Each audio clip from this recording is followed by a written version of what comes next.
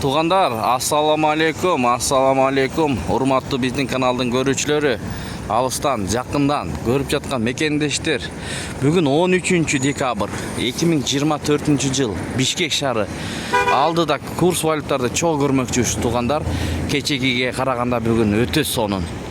Анда эмесе чоо көрөбүз туғандар. Оң тарапта подписаться деген кнопкасы бар. Эгер кимде ким катталбай көрүп аткан болсо, катталып видеого лайк басып көрүңүздөр. Кече мурда күнү түшүп кеткен. Кече көтөрүлдү деп жазсам, көтөрүлдү деп жазбай эле койбойсуңбу дейт. Анан эмне деп жазам? Темага. Туғандар, мынакей 84,2 тыйын болуп турат рубль. Көрүңүздөр.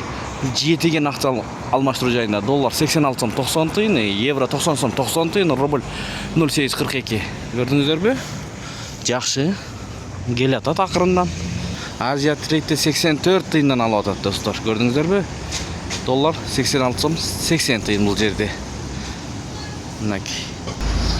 Мына бул апенкада доллар 86 сом 90 тыйын, евро 90 сом 90 тыйын, рубль 0,842, 0,84,2 тыйын. Бишкек шаары, Абдрахманов, Москва көчөлөрүнүн кесилишиндеги эртең мененки саат 10-дон өтүп калды туғандар. Видеого лайк басканды унутпаңыздар достор. Айтышым банкта доллар 86 сом 70 тыйын, рубль 83 тыйын достор. Банкта ылдыйраак. Сатуу 86,5 тыйын.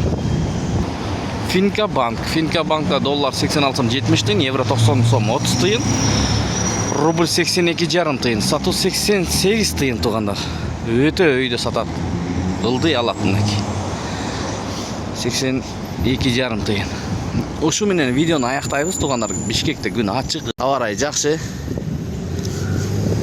Ит үрө берет, кербен жүрө берет. Жакшы комментарийлерден калтырыңыздар.